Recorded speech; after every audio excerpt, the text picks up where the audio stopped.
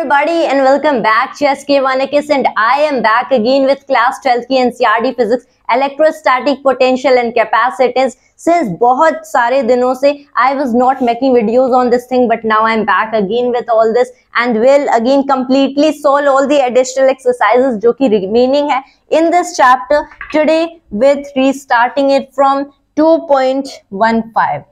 That is our today's problem.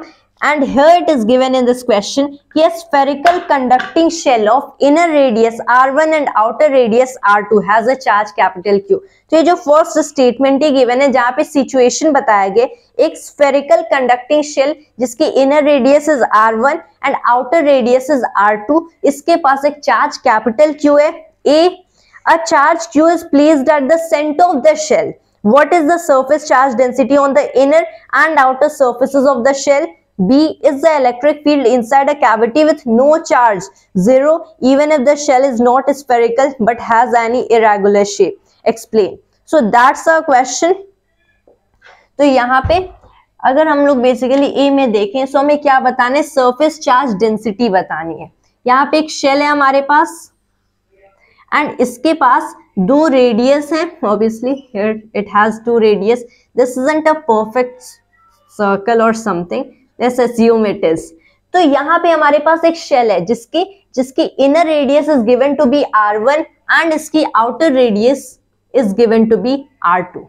Now हमें क्या given है कि इस पे हम लोगों ने ऑलरेडी एक चार्ज कैपिटल Q रखा है. Charge capital Q is already present there.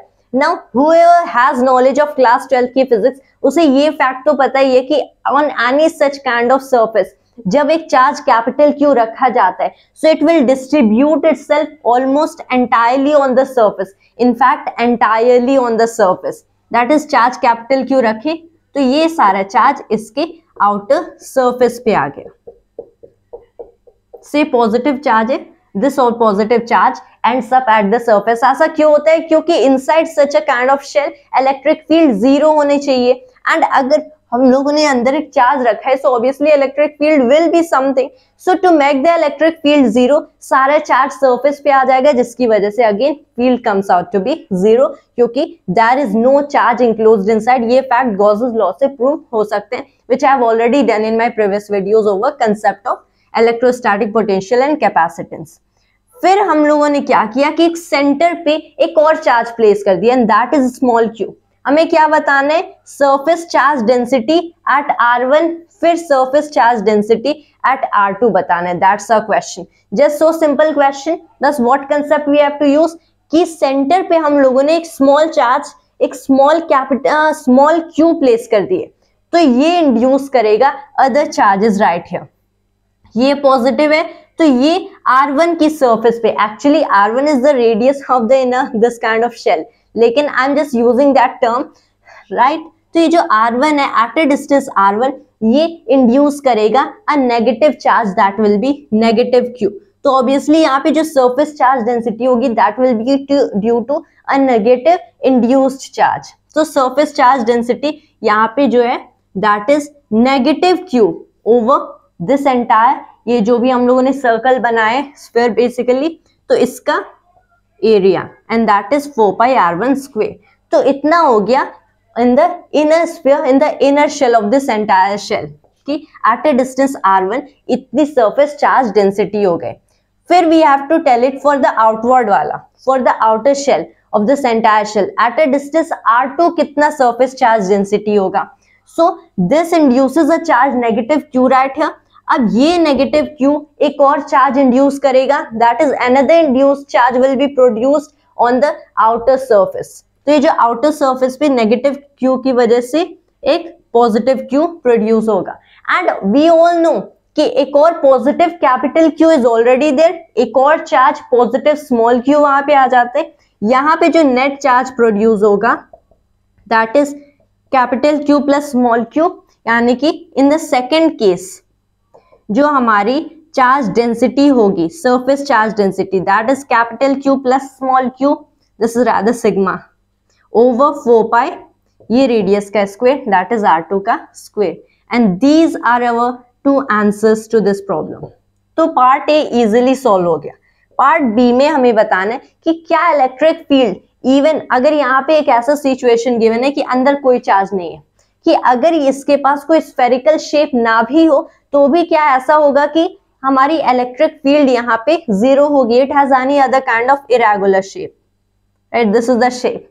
कि यहाँ पे हम लोग क्या इमेजिन कर लेते हैं कि there are positive charges distributed, even अगर कोई पॉजिटिव चार्ज नहीं है यहाँ पे, या फिर यहाँ पे पूरा कोई पॉजिटिव चार्ज डिस्ट्रीब्यूटेड है at the surface of the thing, क्या इलेक्ट्रिक फील्ड इनसाइड जीरो होगी? हाँ, ये जीरो होगी। कैसे? Let's choose a spherical Gaussian surface inside this conducting thing. एक स्फेरिकल गॉसियन सरफेस चूज कर लेते हैं जिसका सर्टेन रेडियस है r। ऑब्वियसली वी नो कि जो इलेक्ट्रिक फ्लक्स होता है that is what, that is the integral over close surface of vector E dot vector dA and that is equal to the enclosed charge inside over epsilon not, right. अब यहाँ पे हम लोगों ने एक sphere choose किया, that only indicates कि at all points जो इलेक्ट्रिक फील्ड, अगर यहाँ पे कोई चार्ज होता है तो at all points on the surface जो इलेक्ट्रिक फील्ड होती that will be the in direction of the area vector. मतलब E times A should B equal to the enclosed charge over epsilon not.